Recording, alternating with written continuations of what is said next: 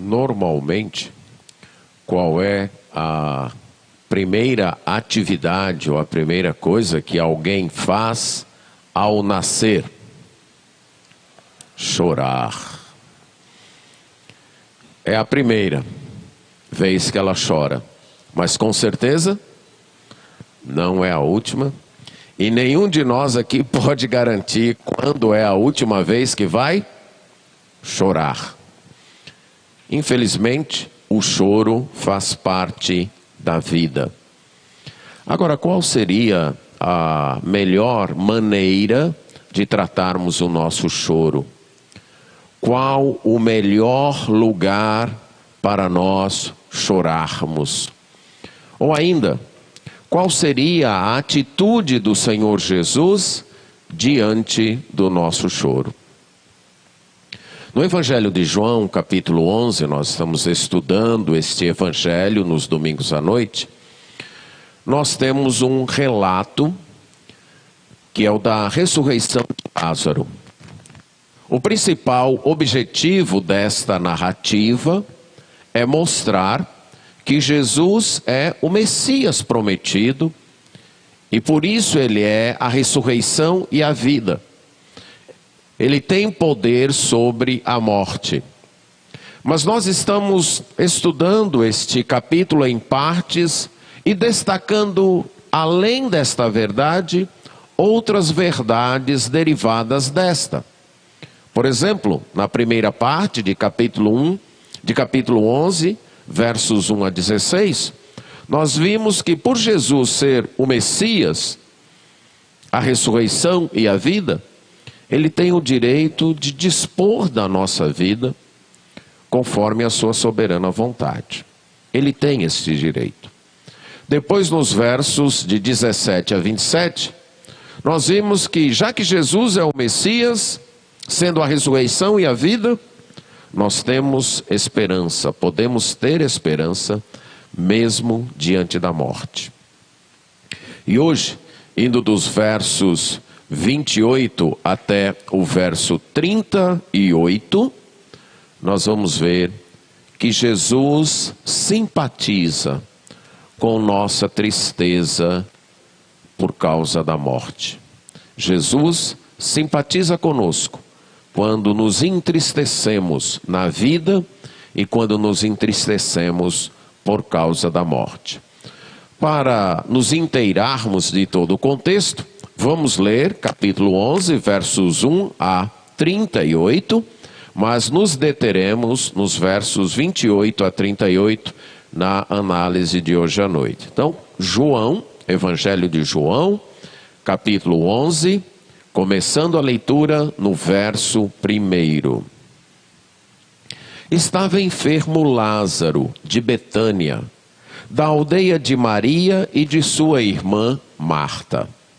Esta Maria, cujo irmão Lázaro estava enfermo, era a mesma que ungiu com bálsamo o Senhor e lhe enxugou os pés com os seus cabelos.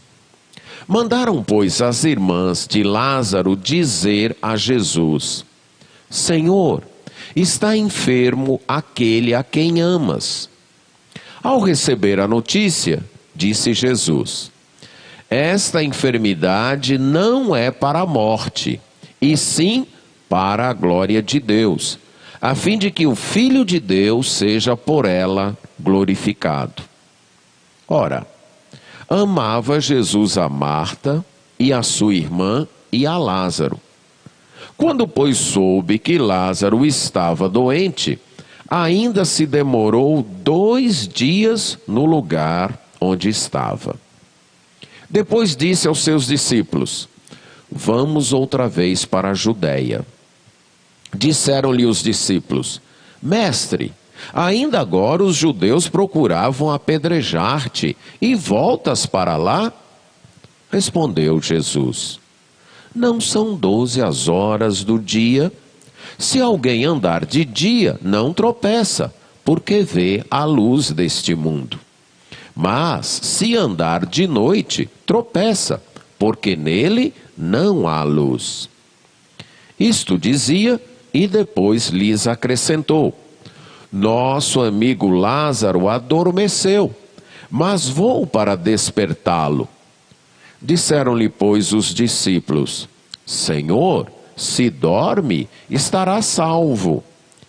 Jesus, porém, falara a respeito da morte de Lázaro, mas eles supunham que tivesse falado do repouso do sono. Então Jesus lhes disse claramente: Lázaro morreu. E por vossa causa me alegro de que lá não estivesse, para que possais crer, mas vamos ter com ele. Então Tomé, chamado Dídimo, disse aos condiscípulos: Vamos também nós para morrermos com ele. Chegando Jesus, encontrou Lázaro já sepultado havia 4 dias. Ora, Betânia estava a cerca de 15 estádios perto de Jerusalém. Muitos dentre os judeus tinham vindo ter com Marta e Maria para as consolar a respeito de seu irmão. Marta, quando soube que vinha Jesus, saiu ao seu encontro. Maria, porém, ficou sentada em casa. Disse, pois, Marta a Jesus: Senhor, se estiveras aqui, não teria morrido meu irmão. Mas sei que, mesmo agora, tudo quanto pedires a Deus, Deus te concederá. Declarou-lhe Jesus: Teu irmão há de ressurgir. Eu sei, replicou Marta, que ele há de ressurgir na ressurreição, no último dia. Disse-lhe Jesus: Eu sou a ressurreição e a vida. Quem crê em mim, ainda que morra, viverá. E todo o que vive e crê em mim, não morrerá eternamente. Crês isto? Sim, Senhor, respondeu ela. Eu tenho crido que tu és o Cristo, o Filho de Deus, que devia vir ao mundo. Tendo dito isto, retirou-se e chamou Maria, sua irmã, e lhe disse em particular: O mestre chegou e te chama. Ela, ouvindo isto, levantou-se depressa e foi ter com ele, pois Jesus ainda não tinha entrado na aldeia, mas permanecia onde Marta se avistara com ele. Os judeus que estavam com Maria em casa e a consolavam, vendo-a levantar-se depressa e sair, seguiram-na, supondo que ela ia ao túmulo para chorar. Quando Maria chegou ao lugar onde Jesus estava, ao vê-lo, lançou-se-lhe aos pés, dizendo: Senhor, se estiveras aqui, meu irmão não teria morrido. Jesus, vendo-a chorar, e bem assim os judeus que a acompanhavam, agitou-se no espírito e comoveu-se. E perguntou: Onde o sepultastes? Eles lhe responderam: Senhor, vem e vê. Jesus chorou. Então disseram os judeus: Vede quanto o amava. Mas alguns objetaram: Não podia ele, que abriu os olhos ao cego, fazer que este não morresse? Jesus, agitando-se novamente em si mesmo, encaminhou-se para o túmulo. Era este uma gruta, a cuja entrada tinham posto uma pedra. Como eu disse, ficaremos nos versos 28 a 38. E destacaremos a verdade de que Jesus simpatiza com nossa tristeza diante da morte. E quero mostrar 4 aspectos desta simpatia de Jesus com a nossa tristeza. O primeiro deles aqui: quando tristes, devemos lembrar que os pés de Jesus é o melhor lugar para chorar. Os pés de Jesus se tornam para nós o melhor lugar para desabafarmos as nossas tristezas. Vocês perceberam na leitura o contexto? Nessa aldeia chamada Betânia, que ficava a 3 quilômetros de Jerusalém, havia uma família formada por 3 pessoas, Lázaro, suas 2 irmãs, Marta e Maria, que era uma família que Jesus amava muito, uma família inclusive que hospedava o Senhor Jesus Cristo quando ele vinha para Jerusalém, já que era tão perto. Ele passava o dia ensinando e ministrando em Jerusalém, e normalmente à noite ele voltava para repousar na casa desta família. Jesus havia, após o último milagre realizado em Jerusalém, a cura de um cego, e dos conflitos que isso havia causado com a liderança religiosa dos judeus, ele havia se afastado, atravessado o Rio Jordão, indo para um lugar mais distante, porque os judeus pretendiam matá-lo. Mas aí quando ele está nesse lugar, ele recebe a notícia, mandada por Marta e Maria, que Lázaro estava enfermo. E ele diz: esta enfermidade não é para a morte, e sim para a glória de Deus, para que o Filho de Deus, o próprio Senhor Jesus Cristo, fosse glorificado através desta enfermidade. Daí a pouco, Lázaro morre. E então ele fala para os seus discípulos: é hora agora da gente voltar. Os seus discípulos o questionam porque ele está voltando para um lugar onde ele estava sendo perseguido. Mas ele diz que precisava voltar, entre outras razões, porque Lázaro havia morrido. E Jesus vai dizer no verso 15: e eu me alegro que a gente não estivesse lá quando ele estava doente. E eu me alegro por quê? Para que vocês possam crer. Jesus então destaca que, apesar de amar aquela família, ele tinha permitido a morte de Lázaro para que Deus fosse glorificado e para que a fé dos discípulos fosse fortalecida. Quando ele volta, Marta é a primeira a encontrar-se com ele, tem uma conversa que nós lemos aqui e sai dessa conversa confortada. A conversa com Jesus havia aliviado em parte a sua tristeza. Então ela chega para Maria, e de modo particular, Maria estava em casa, chorando, e havia vários pranteadores, vários amigos que haviam vindo de Jerusalém. Isso demonstra que a família tinha certa influência. Estas pessoas tinham se deslocado de Jerusalém para trazer conforto àquela família já há mais de 4 dias, ou pelo menos há 4 dias, devemos dizer assim. Marta então chega e, em particular, talvez cochichando no ouvido de Maria, diz: olha, o mestre está aqui e te chama. Marta quer repartir o conforto que ela havia recebido de Jesus com Maria. Ela quer também que sua irmã seja confortada com uma palavra com Jesus, e que esta palavra pudesse ser em particular.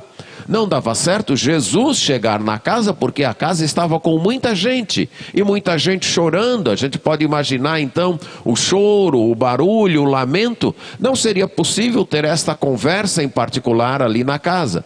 Por isso que Marta cochicha, podemos imaginar isso, no ouvido de Maria, dizendo: olha, o mestre chegou e ele está te chamando, ele quer uma conversa com você. E sabemos também desse interesse de Jesus em chamar Maria, não apenas em confortar Marta, mas também em trazer conforto para Maria. E quando Maria escuta isso, ela se levanta rapidamente. Ela não questiona, ela não diz nada. Ao ouvir isso, ela se levanta de modo rápido e vai ter com Jesus. Para Maria, o pedido de Jesus, o chamado de Jesus, era uma ordem. Mesmo estando triste, mesmo estando abatida, em certo sentido, até um tanto decepcionada, porque Jesus não havia atendido o seu pedido de chegar enquanto seu irmão ainda estava doente. Mesmo Jesus não tendo chegado para curar o seu irmão, e agora o seu irmão já está morto há 4 dias, mesmo assim, ela demonstra todo o seu respeito, todo o seu temor a Jesus. Quando escuta, o mestre está aqui e mandou te chamar, ela se levanta e rapidamente vai ao encontro de Jesus. Uma obediência rápida. Aquelas pessoas que estão acompanhando, que estão ali, quando veem ela se levantar, não sabem o que aconteceu, não sabem o que Marta lhe comunicou, imaginam que ela vai chorar no túmulo. Essas pessoas acertam em parte e erram na outra parte. Acertam em pensar que Maria iria chorar, e de fato ela iria chorar. Erram porque pensaram que ela iria chorar no túmulo, mas ela não iria chorar no túmulo, ela iria chorar nos pés de Jesus. Por outro lado, a tentativa de Marta de que essa conversa fosse particular não dá certo, não funciona, porque aquele grupo então segue Maria pensando que ela vai ao túmulo chorar e querem confortá-la ali, querem chorar com ela. Um detalhe aqui é que nos parece que essa família era uma família de certas posses. Segundo o costume da época, uma família pobre, num velório assim, teria apenas 2 flautistas, duas pessoas para tocar flauta, e um lamentador ou lamentadora profissional, certo? Que ganhava para chorar nos enterros. Havia esse costume, tinham lá as carpideiras, né? Que eram as pessoas que viviam de chorar nos enterros. Eu não posso conseguir imaginar uma profissão dessa, né? Você viver de chorar nos enterros. Mas eles estavam ali e lamentavam. Aqui nós notamos que nesta família tinham vários. Então isso demonstra que não era uma família pobre, era uma família até de certos recursos. Mas aí quando Maria chega ao lugar onde Jesus estava, ela se lança aos seus pés. Se você lembra dos episódios de Maria, dos encontros desta Maria, Maria, irmã de Lázaro, e de Marta com Jesus, as 3 vezes que ela aparece aos pés de Jesus. É algo bem interessante. Em Lucas 10, 39, um episódio antes desse, ela está aos pés de Jesus para aprender. Está ali sentada como uma aluna atenciosa, procurando ouvir com atenção tudo que Jesus tinha para ensinar. No episódio posterior, no capítulo 12 do mesmo evangelho, verso 2, ela aparece aos pés de Jesus agora honrando, adorando Jesus, certo? Honrando, se alegrando com a presença de Jesus e honrando Jesus, derramando um perfume caríssimo nos pés de Jesus e enxugando os pés de Jesus com os seus cabelos. Mas aqui, ela se lança para chorar aos pés de Jesus. Os pés de Jesus é o melhor lugar para aprender, os pés de Jesus é o melhor lugar para adorar, mas os pés de Jesus também é o melhor lugar para chorarmos, para lamentarmos, para colocarmos, para derramarmos a nossa tristeza. E ela repete aquelas palavras que Marta já havia dito: Senhor, se estiveras aqui, meu irmão não teria morrido. Há uma diferença apenas de ênfase no modo de colocar, né? Marta diz, não teria morrido meu irmão, e Maria diz, Senhor, meu irmão não teria morrido. A gente pode imaginar que essa frase havia sido dita várias vezes entre as irmãs desde que Jesus morreu, né? Desde que Jesus morreu, talvez uma chorando disse para a outra, se o mestre estivesse aqui, nosso irmão não teria morrido. E a outra dizia, é verdade, se o mestre não estivesse aqui, nosso irmão não teria morrido. Talvez até quando o corpo estava sendo velado, ou quando o corpo foi colocado no túmulo, elas disseram isso. E agora, tanto Marta já havia dito, quando Maria também diz. Só que Marta disse e houve um diálogo. Posteriormente, Maria não aguentou. Ela simplesmente desabou num choro. Elas duas demonstram fé em Jesus. Elas acreditavam piamente que se Jesus estivesse ali, Jesus havia curado. Elas acreditavam no poder e no amor de Jesus. Agora parece que elas não acreditavam que o poder de Jesus ia além da morte. Elas ainda não acreditavam nisso. Elas iriam acreditar, mas ainda não acreditavam. Sua fé precisava avançar, precisava ser fortalecida. Elas precisavam passar por esta experiência para que sua fé avançasse. Nós temos também destacar aqui a diferença de temperamento, eu já mencionei uma vez, entre as duas, né? Uma é mais prática, mais destemida, e nesse momento consegue desabafar a sua tristeza, articulando, como foi Marta. Ela chega: Senhor, se o Senhor estivesse aqui, não teria morrido o meu irmão, mas eu sei que mesmo agora, tudo que o Senhor pedir. Aí Jesus fala, ela responde. Algumas pessoas são assim, elas encontram conforto ao articular suas emoções, ao expressar sua tristeza em palavras. Maria já não. Ela quase que diz e diz chorando: Senhor, se o Senhor estivesse aqui, meu irmão não teria morrido. E não consegue falar mais nada e cai aos pés de Jesus e chora. Jesus entende ambas. Tanto aquela que é capaz de colocar sua tristeza através de palavras, até num certo debate teológico, é capaz até de conversar com Jesus sobre a ressurreição do último dia, naquele momento de tristeza, como aquela que só consegue chorar, não consegue dizer mais nada, além do seu lamento: se o Senhor estivesse aqui, meu irmão não teria morrido. Ambas são compreendidas e confortadas por Jesus. Os pés de Jesus é o melhor lugar para nós desabafarmos as nossas tristezas. Muitas são as tristezas da vida. E quanto mais a gente vive, mais a gente descobre isso. Que muitas são as tristezas da vida. Que muitos são os motivos para choros e lágrimas. E que nós choramos muito. Muitas vezes choramos diante das pessoas, procuramos as pessoas para chorar diante delas, para desabafar a nossa tristeza, para contar os nossos lamentos.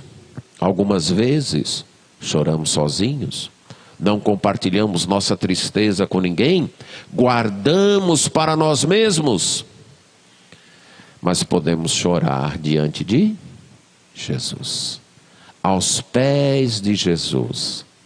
Ele entende melhor do que ninguém a nossa tristeza.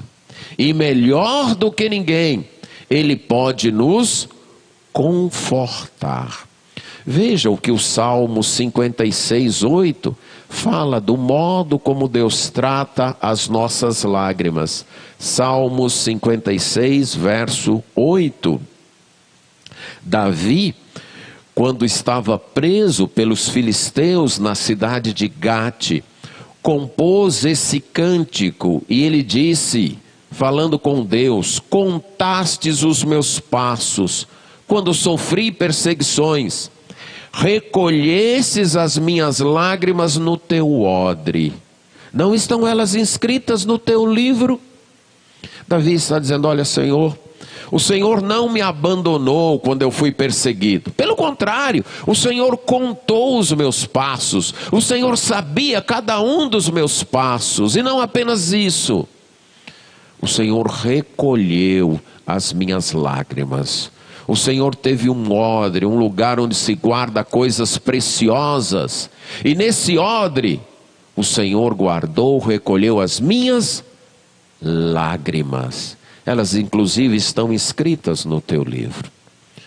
Deus não despreza as nossas lágrimas. Podemos chorar sem medo, sem temor diante dele. Ele nos entende. Também no Salmo 39, verso 12, o salmista vai demonstrar isso.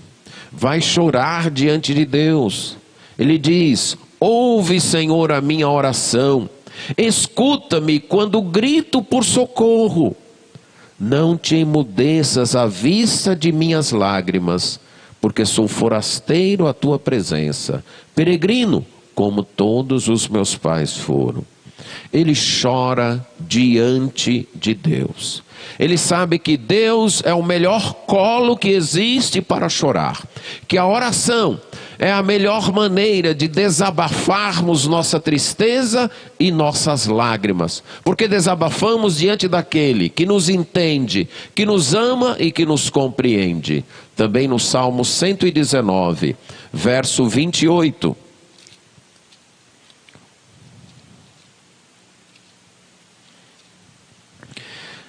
diz: a minha alma de tristeza verte lágrimas, fortalece-me segundo a tua palavra.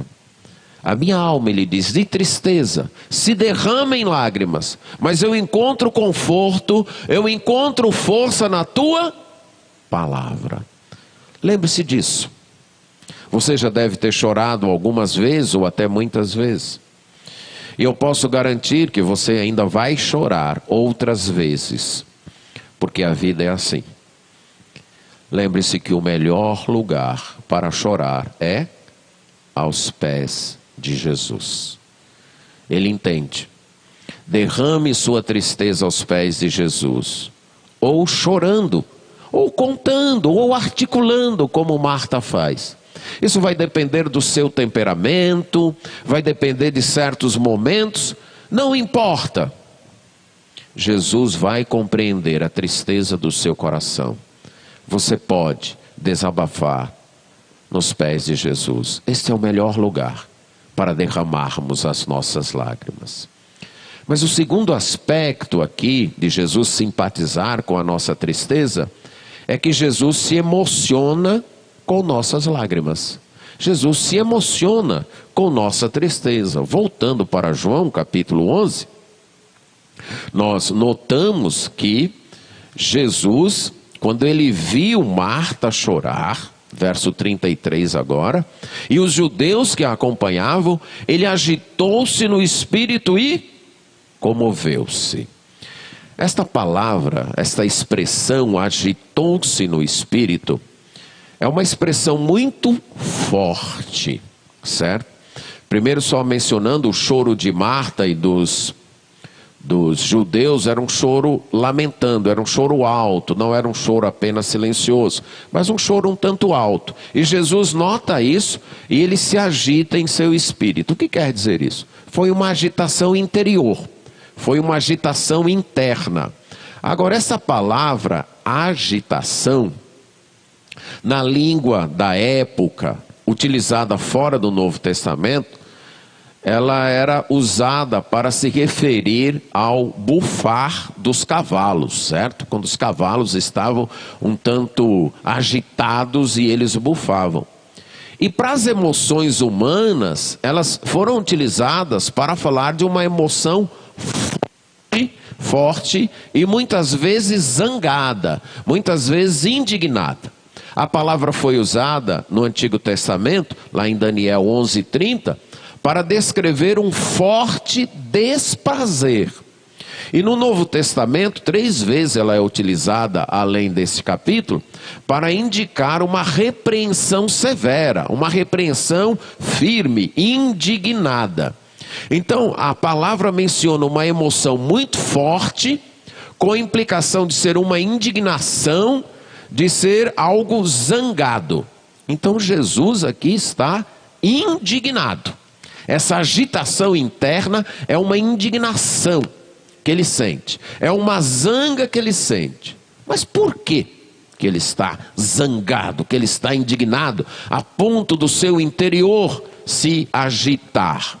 Com certeza, não era por causa do choro de Maria e das pessoas. Ele já havia visto outras pessoas chorarem até diante da morte, a viúva de Naim, e não era por causa disso.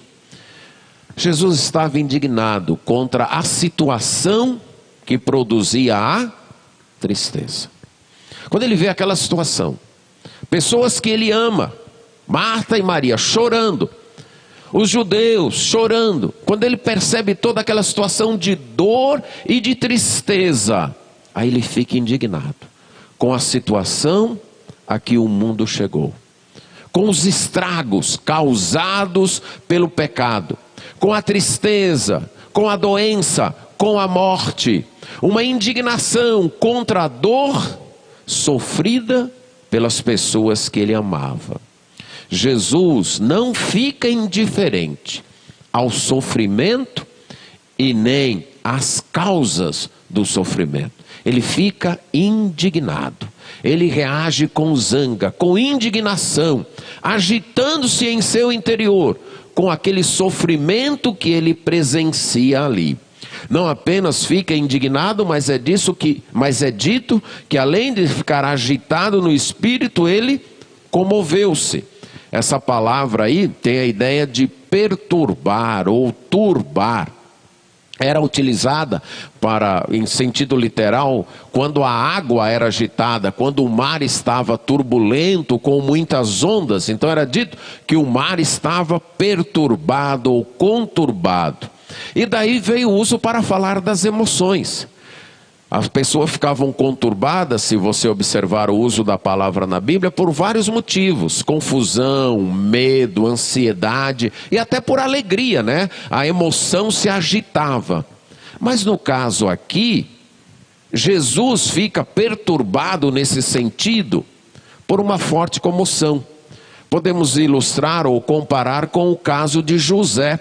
A mesma palavra foi usada para falar de José no Egito, quando ele viu Benjamim, que os irmãos trouxeram Benjamim. Diz que ele ficou tão perturbado que ele teve que sair e chorar escondido. Ele ficou agitado dentro dele, não deu para se controlar. Também foi utilizada para Davi, quando soube que seu filho Absalão tinha morrido. Aí ele sobe para a parte de cima da casa onde ele estava e ele fica chorando alto. Quer dizer, é uma emoção que agita a pessoa e que ela não consegue se controlar.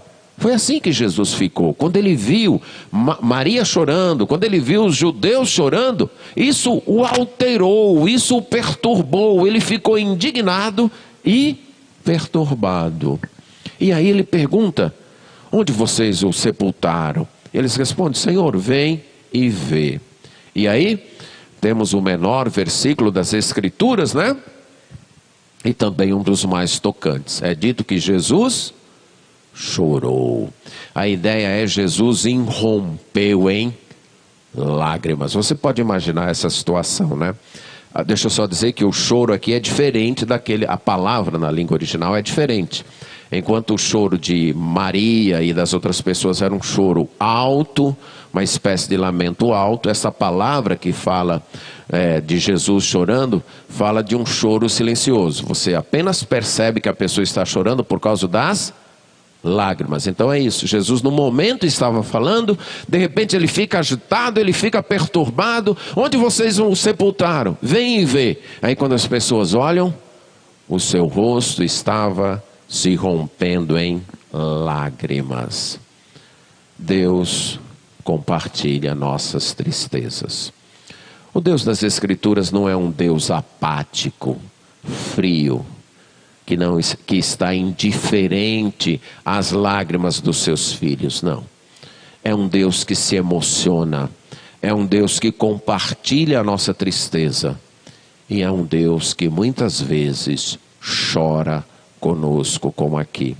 Note um texto aí, Isaías 63:9, falando de Deus com o povo de Israel.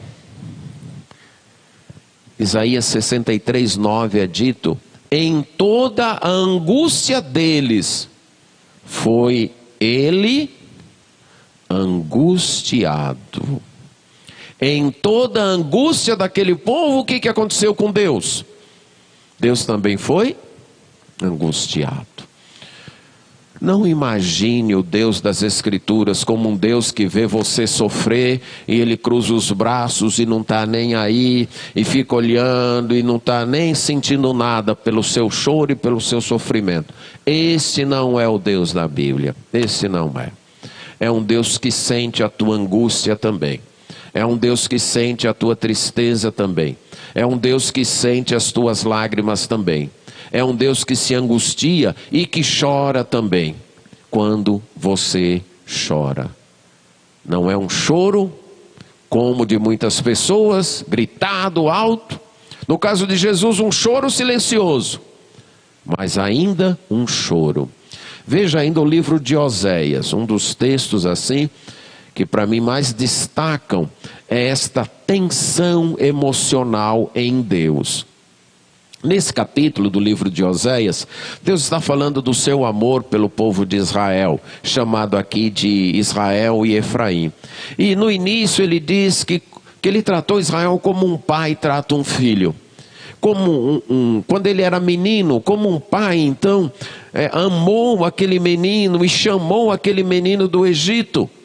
Mas aí quanto mais chamava, mais aquele menino ia embora. Mas ele não desistiu, e aí ele ensinou aquele menino a andar. Verso 3, veja que linguagem bonita.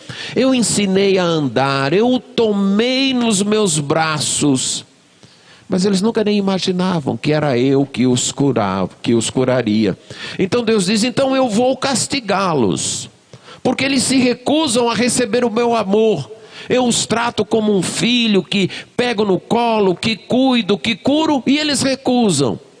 Mas aí no verso 8, veja o que Deus diz. Mas como te deixaria, ó Efraim? Como te entregaria, ó Israel?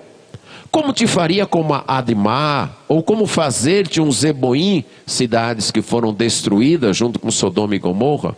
Aí ele continua, meu coração está comovido dentro de mim, as minhas compaixões a uma se acendem. A minha ideia aqui é de um pai tentando disciplinar um filho muito teimoso. E muitas vezes ele é obrigado a dar certos castigos um tanto duros. Mas ao aplicar aqueles castigos, o pai sofre mais do que o filho. Chora mais do que o filho, sente mais do que o filho. É como se o comportamento do filho pedisse, olha, me deixa, eu não quero nada contigo, deixa eu seguir minha vida. E o pai disse, eu até que poderia fazer isso, mas como é que eu vou fazer isso? Você é meu filho, meu coração, minhas emoções não permitem que eu faça isso com você. Deus falando com o seu povo, vocês são teimosos. Quanto mais eu chamo vocês, mais vocês vão para longe de mim. E talvez vocês queiram seguir sua própria vida. Mas como é que eu vou fazer isso? Vocês são meus. Eu não posso fazer isso com vocês. As minhas compaixões se acendem. Deus sofre por nos amar. Deus chora por nos amar. Não pensemos do Deus das Escrituras como um Deus frio, como um Deus apático, como um Deus sem emoção. Não. É um Deus que chora pela nossa desobediência, que se entristece quando andamos longe dele, não porque ele precise de nós, mas porque ele sabe o que a gente vai colher longe dele. Ele sabe o que a gente vai sofrer longe dele. Ele não chora por ele, lembre-se disso. Ele chora por nós, porque sabe o que será a nossa vida distante dele. E ele também chora quando nós choramos. Jesus chorou. Deus também se emociona com a nossa tristeza. Os pés de Jesus é o melhor lugar para nós chorarmos. E ele também se emociona com nossa tristeza.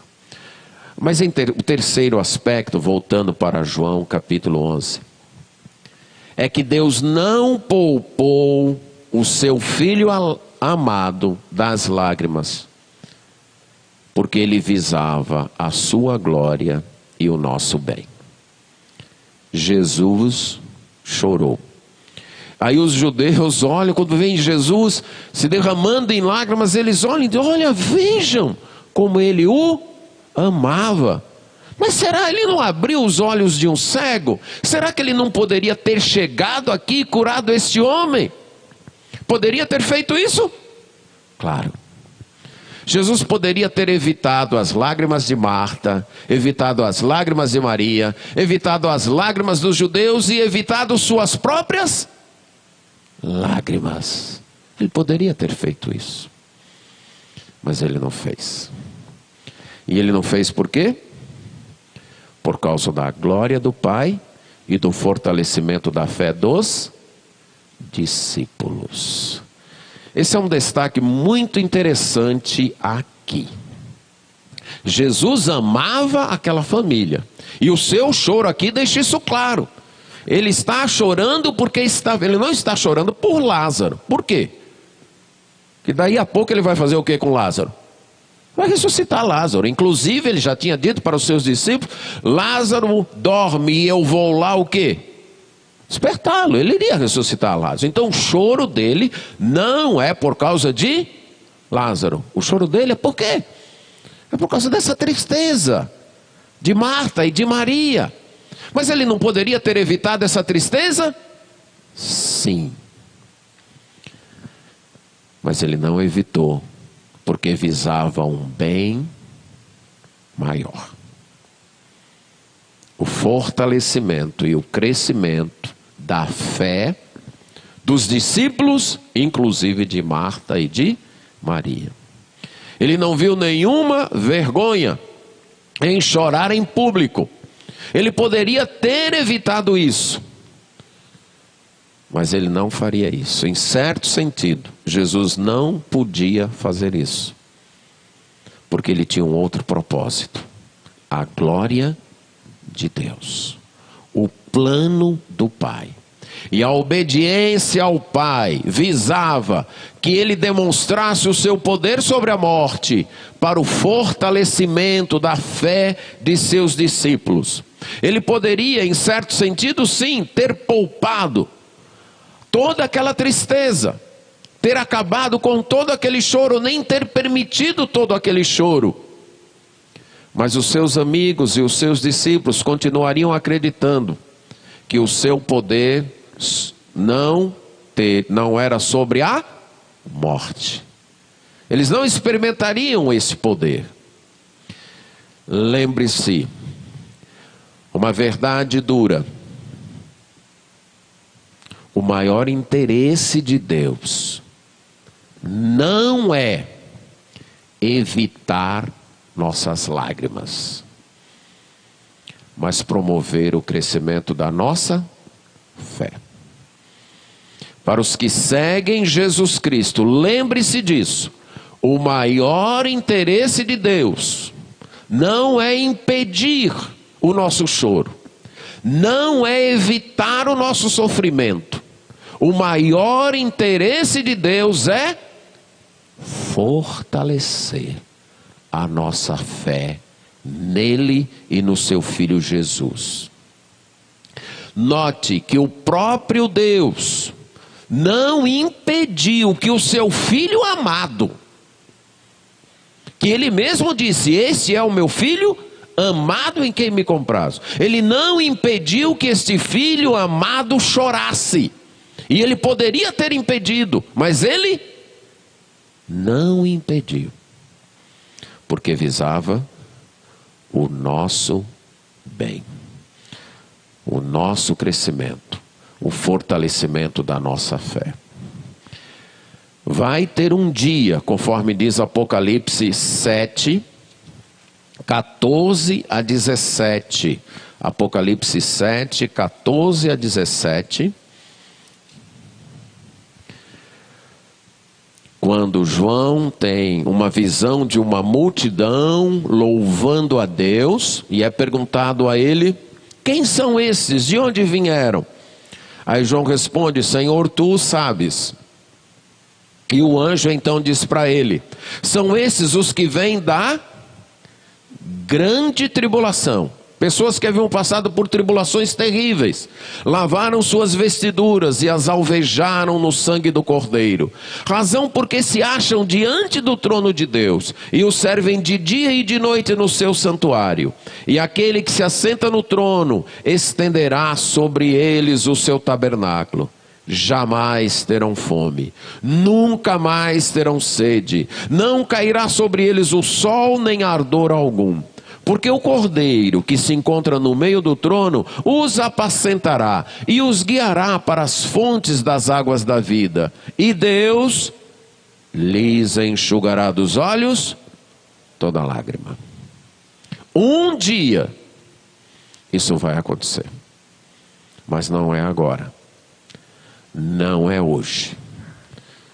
Hoje, se necessário for, Deus permitirá o choro, e muitas vezes choro abundante e intenso em nossa vida, desde que isso concorra para o nosso crescimento espiritual, para o aperfeiçoamento da nossa fé.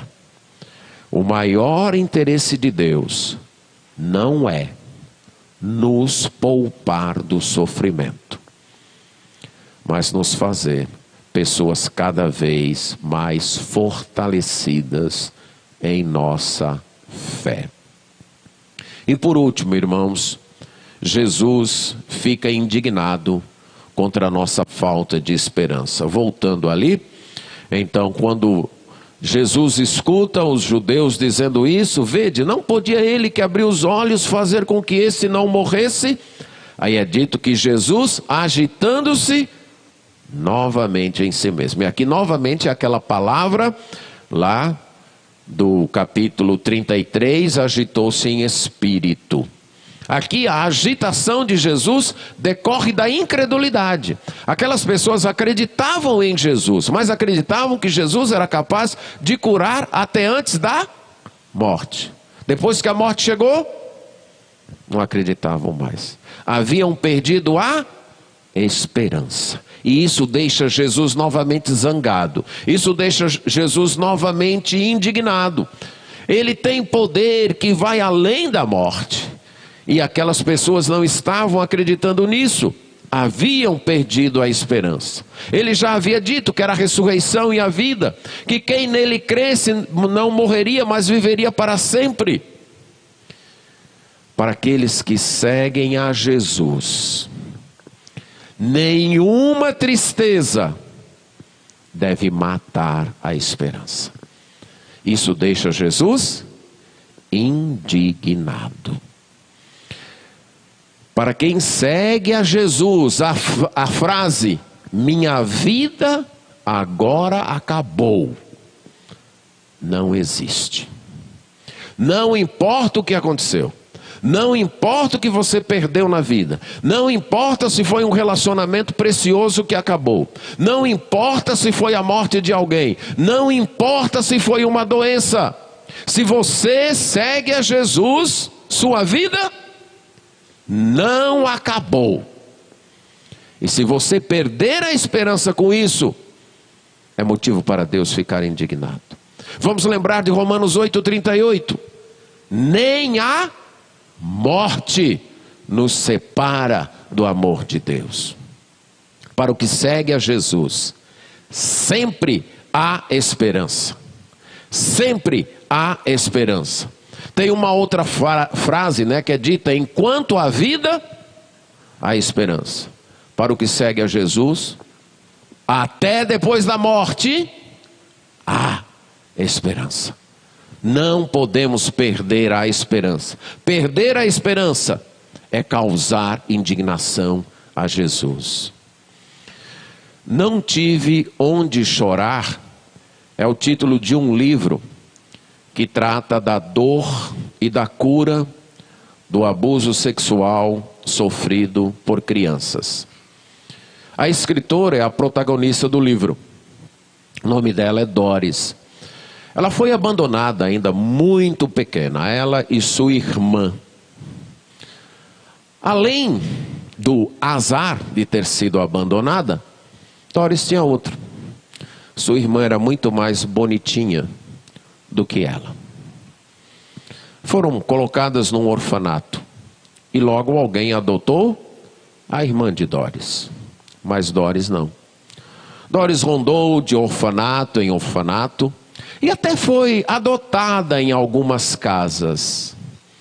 Mas a adoção tinha um único objetivo: abuso sexual ou prostituí-la. Quando ela tinha 7 para 8 anos, num determinado orfanato, um grupo de alunos de uma escola cristã foi ali e fez um culto, cantou, pregou o evangelho, e Doris fez uma decisão. E deram um Novo Testamento para ela. A partir dali, a vida continuou na mesma. Ora uma família a adotava, ora ela era abusada em orfanatos. Ela conta um dos textos do livro que eu achei bem tocante, que numa casa em que ela foi adotada para ser prostituta. E aqueles que a adotaram, então traziam outros homens que se serviam dela. Nos intervalos, ela descia para o porão.